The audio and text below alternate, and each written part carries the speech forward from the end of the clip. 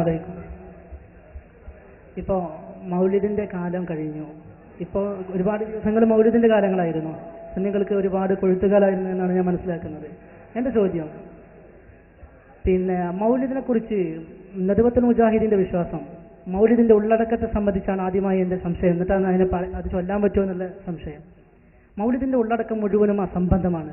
ഇതാണ് നജ്വത്തുൽ മുജാഹിദിൻ്റെ വിശ്വാസം. എന്താണെന്ന് ചോദിച്ചാൽ അത് ഒരുപാട് അസംബന്ധങ്ങൾ നിറഞ്ഞു നിൽക്കുന്നുണ്ട്. ഒന്ന്, റസൂലുള്ളാഹിന്റെ നൂറാണ് ലോകത്ത് ആദ്യം പടക്കപ്പെട്ടത് എന്ന ആനത്തലയോളം വരുന്ന ഒരു അസംബന്ധം അതിലുണ്ട്. അത് തെളിയിക്കാൻ സുന്നി നേതാക്കന്മാർക്ക് ഒരിക്കലും കഴിയില്ല എന്നും, സ്വഹീഹായ ഒരൊറ്റ ഹദീസ് കൊണ്ട് അത് തെളിയിക്കാൻ കഴിയില്ല എന്നും, ലോകത്തുള്ള ഒരു കിതാബ് കൊണ്ടും അത് ഈ സദസ്സിന് മുമ്പ് തെളിയിക്കാൻ നിങ്ങൾക്ക് കഴിയില്ല എന്ന് വെല്ലുവിളിയുടെ സ്ഥലത്തോടെ ഞാൻ ചോദിക്കുകയാണ്. ഉത്തരം പറഞ്ഞാൽ അടുത്തതിലേക്ക് ഞാൻ കിടക്കും. നിങ്ങളിലേറെ വലിയ ശക്തിയിൽ സക്കരിയ പടത് ഒച്ചട്ട് തീർന്നു. പിന്നെ സക്കരിയ സലാഹി എത്ര ഒച്ചയില്ല, നിങ്ങൾക്ക് ഒച്ച എവിടെ? ഇയാളെ ശബ്ദം എന്ത് അലറല്ലായിരുന്നു അയാള്. അലവിക്ക് കഴിയുമോ എന്ന് ചോദിച്ചു വെല്ലുവിളി. ഞാൻ കിതാബ് കൊടുത്തെങ്ങനെയാണ് വായിച്ചു കൊടുത്തു. ഓരോ ചോദ്യവും ഓരോ മറുപടി ഇങ്ങനെ ഇട്ട് കൊടുത്തു. ബഹുമാനപ്പെട്ട ഇമാം ഹിജറ 212 വഫാത്തായ ബഹുമാനപ്പെട്ട ഇമാം ഹാഫിദ് അബ്ദുർ റസാഖ് തന്റെ മുസന്നഫിൽ രേഖപ്പെടുത്തി വെച്ച ഒരു ഹദീസുണ്ട്. അള്ളാഹുവിന്റെ റസൂൽ അവിടുത്തെ തിരുസൃഷ്ടിപ്പിനെ കുറിച്ച് മഹാനായ ജാബിർ റളിയല്ലാഹു അൻഹു ചോദിക്കുകയാണ്, നബിയേ, അള്ളാഹുവിന്റെ സൃഷ്ടികളിൽ വെച്ച് അള്ളാഹു ആദ്യമായി സൃഷ്ടിച്ചിട്ടുള്ളത് എന്താണ് നബിയേ? ഏതു വസ്തുവായിരുന്നു? അഖ്ബിർനി അൻ അയ്യി ശൈഇൻ ഖലഖഹുല്ലാഹ്. അള്ളാഹു ആദ്യമായി സൃഷ്ടിച്ച വസ്തു എന്താണ് എന്ന കാര്യം തങ്ങൾ എനിക്കൊന്ന് പറഞ്ഞു തരണം നബിയേ എന്ന് ജാബിർ റളിയല്ലാഹു അൻഹു ചോദിക്കുകയാണ്. ചോദിക്കുമ്പോൾ അതിന് മറുപടി പറയുന്നു, ആരംഭ റസൂലുള്ളാഹി ഫഖാല, അവിടെന്ന് പറഞ്ഞു, ഹുവ നൂറു നബിയിക യാ ജാബിർ ഖാല റസൂലുള്ളാഹി, അത് നിന്റെ പ്രവാചകരുടെ നൂറാണ് ജാബിർ ഖാല റസൂലുള്ളാഹി. ഇതുകൊണ്ടാ ഞങ്ങളെ മൗലിദിലൊക്കെ അങ്ങനെയുള്ളത്. സുബ്ഹാനല്ലദീ തുലഅ ഫീ ശഹ്രി റബീഉൽ അവ്വലി ഖമറ നബിയിൽ ഹുദാ വഅൗജദ നൂറഹു ഖബ്ല ഖൽഖിൽ ആലമി വസമ്മാഹു മുഹമ്മദാ എന്ന് മങ്കൂസ് മൗലിദിലൊക്കെ പറഞ്ഞത്. അതുകൊണ്ടാ റസൂലുള്ളാഹിന്റെ നൂറാണ് ആദ്യമായി സൃഷ്ടിച്ചിട്ടുള്ളത്. ഈ ഹദീസ് ഞാനിവിടെ ഉദ്ധരിച്ചു. അപ്പൊ സക്കരിയ സലാഹി പറയുകയാണ്, ഇന്ന് നിലവിലുള്ള മുസന്നഫിന്റെ കോപ്പികളിലൊന്നും അതില്ല.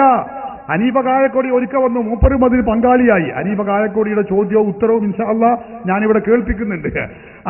അത് ചോദിച്ചപ്പോൾ എനിക്ക് ഓർമ്മ വന്നതാണ്. അത് ഇന്നലെ എനിക്ക് വെക്കാൻ കഴിഞ്ഞിട്ടുമില്ല. ഏതാവട്ടെ, ഞാൻ പറയുന്നത്, അങ്ങനെ അദ്ദേഹം പറഞ്ഞു, എന്താ ആ ഹദീസ് ഇന്ന് മുസന്നഫിലില്ല. സഹോദരന്മാരെ, മുസന്നഫ് ഇന്ന് നിലവിലുള്ള മുസന്നഫ് എന്ന് പറയുന്ന മുസന്നഫ് അബ്ദുർ റസാഖ്, ആ മുസന്നഫ് അബ്ദുർ റസാഖിൽ സഹോദരന്മാരെ അതിന്റെ ആമുഖത്തിൽ അതിന്ന് അച്ചടിച്ച് വന്നപ്പോ ഈ ഹദീസല്ല, ഇതുപോലെ ഒരുപാട് ഹദീസുകൾ അതിലില്ല. ഇല്ലാന്ന് ഞാൻ പറയല്ല. അതിന്റെ ആമുഖത്തിൽ അത് പ്രിന്റ് ചെയ്യാൻ മുന്നോട്ട് വന്ന ഹബീബുർ റഹ്മാൻ അൽ ആലമി എന്ന് പറയുന്ന ആള് മൂപ്പര് തന്നെ പറയുന്നു, തംബീഹുൻ, ഇതൊരു ഉത്ബോധനാണ്. എന്താ? ഇന്ന നുസഹല്ലത്തി അസർന അലൈഹ ഔ അല്ലത്തി അഹറസ്നാഹ മുസവ്വറതൻ ഔ മഖൂതതൻ വഅതമദ്നാഹ ഫി ഇദാദി ഹാദ ദീവാനിൽ ജരീരി ലിതബർ കുല്ലുഹാ നാഖിസ ഇല്ലാ നുസ്ഖത മുറാദുല്ല. അയാൾ പറയുന്നു, ഞാൻ ഈ നിലവിലുള്ള മുസന്നഫ് പബ്ലിഷ് ചെയ്യാൻ വേണ്ടി ഒരുപാട് ലൈബ്രറികളിൽ തപ്പിത്തെരഞ്ഞ് കണ്ടുപിടിച്ചു. പല നുസ്ഖകളും നോക്കി. ഏത് നുസ്ഖ നോക്കിയപ്പോൾ ഞാൻ കണ്ട നുസ്ഖകളിലൊക്കെ കുറെ കുറവുണ്ട്, ചില നുഖ്സാനുകളുണ്ട്, കുറവുകളുണ്ട്. പലതിലും ചില ഹദീസ് കാണുന്നില്ല. വഫീ ഫാത്തിഹത്തിൽ മുജല്ലദിൽ ഖാമിസ് അദ്ദേഹം പറയുന്നു, കണ്ടോ, ഫഇന്നഹാ കാമിലത്തുൻ ഇല്ലാ നഖ്സൻ ബസീതൻ ഫി അവ്വലിഹാ, ഒന്നാം വാല്യത്തിൽ കുറവുണ്ട്. അതുപോലെ തന്നെ വഫീ ഫാത്തിഹത്തിൽ മുജല്ലദിൽ ഖാമിസി, അഞ്ചാം വാല്യത്തിന്റെ ആമുഖത്തിലും കുറവുണ്ട്. പല ഹദീസും കാണുന്നില്ല. എന്നാലും ഉള്ള എനിക്ക് കിട്ടിയ ഹദീസുകൾ ഞാൻ പരമാവധി ശേഖരിച്ചുകൊണ്ടാണ് ഈ മുസന്നഫ് പബ്ലിഷ് ചെയ്യുന്നത്. എന്നിട്ട് അദ്ദേഹം പറയുന്നു, ഫലിതംബീഹി അലാ നഖ്സിൻ നുസ്ഖതി മിൻ അവ്വലിഹാ നത്റുക ഹാദിഹിൽ വറഖത ഫാരിഖതൻ ആമിലീന മിന സാദത്തിൽ ഉലമാഇൽ الباحثين بدل الخبرة بالمخطوطات أن يساعدونا على سد هذا الفراغ. അതുകൊണ്ട് തന്നെ ഇത് പ്രസിദ്ധീകരിക്കുമ്പോൾ ഇതിന്റെ ആമുഖത്തിൽ ചില പേജ് ഞാൻ ഒഴിച്ച് നീക്കി വെക്കുകയാണ്. ആ കാണാതായ ഹദീസ് ആരെങ്കിലും കണ്ടെത്തിയാൽ അവിടെ കുറിച്ചു വെക്കണേ, ചേർത്തു വെക്കണേ എന്ന് ഞാൻ ഓർമ്മപ്പെടുത്തുന്നു എന്ന് അദ്ദേഹം ഇതിന്റെ ആമുഖത്തിൽ പറഞ്ഞുകൊണ്ടാണ് നിലവിലുള്ള മുസന്നഫ് പബ്ലിഷ് ചെയ്യുന്നത് തന്നെ. അപ്പൊ തന്നെ മനസ്സിലായി നിലവിലുള്ള മുസന്നഫിന്റെ കോപ്പിയിൽ ഹദീസ് സമ്പൂർണ്ണ അല്ല, വ്യക്തമാണ്. അങ്ങനെ സഹോദരന്മാരെ, വർഷം കഴിഞ്ഞു. ഇപ്പോൾ ദുബൈ ഔഖാഫിന്റെ മുൻ ഡയറക്ടറായ ഷെയ്ഖ് ഈസ, ആ ഷെയ്ഖ് ഈസയുടെ പരിശ്രമത്താൽ അയാൾ ലോകമൊന്നാകെ നടന്ന്, അതിന്റെ വിശദമായ ചരിത്രം അദ്ദേഹം പറയുന്നുണ്ട്.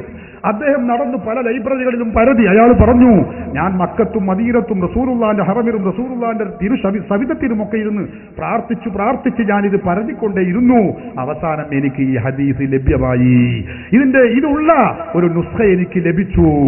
അങ്ങനെയാണ് അദ്ദേഹം അത് പബ്ലിഷ് ചെയ്തത്. ആ പബ്ലിഷ് ചെയ്ത ഗ്രന്ഥമാണിത്, അൽ ജുസ്ഉൽ മഫ്ഖൂദ് മിനൽ ജുസ്ഇൽ അവ്വലി മിനൽ മുസന്നഫി. മുസന്നഫിൽ നിന്ന് കാണാതായ ഹദീസുകളെ സമാഹരിച്ചതിന്റെ 1ാം വാല്യമാകുന്നു എന്ന് പറഞ്ഞ് മഹാനവറുകൾ ഇത് പബ്ലിഷ് ചെയ്തു. അപ്പൊ നോക്കുമ്പോ അതിലുണ്ട് 1ാമത്തെ അധ്യായം തന്നെ എന്താണ്? കിതാബുൽ ഈമാൻ എന്ന് പറയുന്ന അധ്യായമാണ്.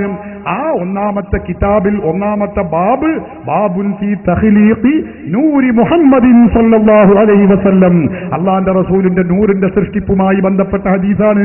അതിലെ 18ാമത്തെ ഹദീസായി പറയുന്നു, അബ്ദുർ റസാഖ് അൻ മഅ്മർ അൻ ഇബ്നുൽ മുൻകദിർ അൻ ജാബിർ ഖാല സഅൽതു റസൂലല്ലാഹി സല്ലല്ലാഹു അലൈഹി വസല്ലം അൻ അവ്വലി ശൈഇൻ ഖലഖഹു അല്ലാഹു തആല ഫഖാല.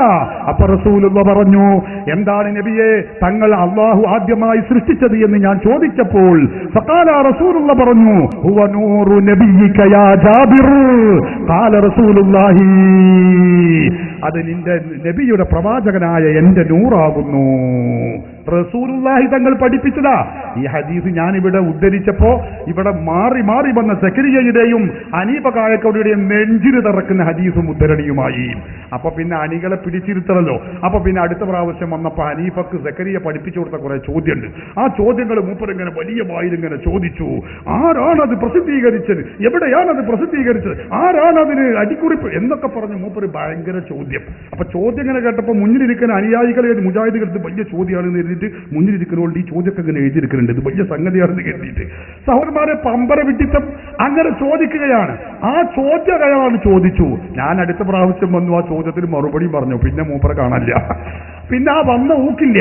നിങ്ങൾ നോക്ക്, ഞാൻ ഒരു ഹരം നിങ്ങൾക്ക് കൂടി പഠിക്കാൻ വേണ്ടിയാണ് അയാൾ അന്ന് പറഞ്ഞ ആ ചോദ്യവും മറുപടി, അനീഫയുടെ ചോദ്യവും എന്റെ മറുപടി നിങ്ങളൊന്ന് കേൾക്ക്. എന്നാ ഞാൻ ഓരോന്നിനും മറുപടി പറയാം. ബസ് ഓരോ ചോദ്യം പറയട്ടെ, അയാൾ ചോദിക്കട്ടെ, ഞാൻ മറുപടി പറയട്ടെ. സഖാഫിമാര് മറുപടി പറയണം. ആരാണ് ആ മുസന്നഫ് അബ്ദുർ റസാഖ് പുറത്തിറക്കിയത്?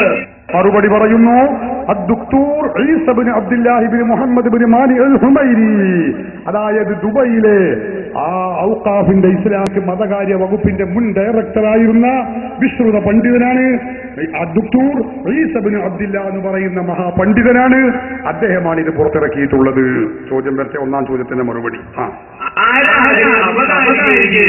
കേട്ടോ, ഞാൻ പറഞ്ഞു തരാം. അവതാരിക എഴുതിയ ആള് അഷേഖ് അദ്ദുക്തൂർ മഹ്മൂദ് സഈദ് മംദൂഹ് അൽ മിസ്രി അശ്ശാഫിഈ, വലിയ ഹദീസ് പണ്ഡിതനാണ്. തഖരീബ് അദ്ദുക്തൂർ അൽ മുഹദ്ദിസ് മഹ്മൂദ് സഈദ് മംദൂഹ് അൽ മിസ്രി അശ്ശാഫിഈ. 2ാം ചോദ്യത്തിന്റെ മറുപടി. ഈ ചോദിക്ക്, അടുത്ത ചോദ്യം ചോദിക്കേ. എവിടെ നിന്നാണ് ഇത് പുറത്തിറങ്ങിയത്? ദുബൈയിൽ നിന്നാണ് ഇത് പുറത്തിറങ്ങിയിട്ടുള്ളത്. ചോദിക്കാം. എവിടെ നിന്നാണ്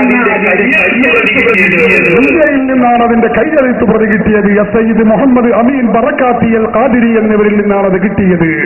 പറയാം. 1933 റമളാൻ 9 തിങ്കളാഴ്ച ദിവസമാണ് അതിന്റെ കൈയെഴുത്ത് പ്രതി ആ കൈയെഴുത്ത് പ്രതിയിൽ നിന്ന് വിരമിച്ചത്. ചോദിക്കും, ആ കൈയെഴുത്ത് പ്രതി ഉണ്ടാക്കാൻ അവലംബിച്ച കൈയെഴുത്ത് പ്രതി എവിടെയാണുള്ളത്? ഇമാം ഖസ്സലാനിയും ഇമാം സുയൂത്തിയും ഇമാം ഇബ്നു ഹജർ അൽ ഹൈതമിയും ഒക്കെ അവലംബിച്ച ഏത് കൈയെഴുത്ത് പ്രതിയാണോ അതേ പ്രതിയിൽ നിന്നാണ് ഇവരും അത് രേഖപ്പെടുത്തി വെച്ചിട്ടുള്ളത്. പറഞ്ഞ് മറുപടി എനിക്കൊന്ന് കേൾക്കണം. ചോദ്യം കഴിഞ്ഞില്ലേ? മൂപ്പർ ആ പൂജ്യം ഒട്ടഞ്ഞ് മറുപടി പറയും, എനിക്കൊന്ന് കേൾക്കാറ്.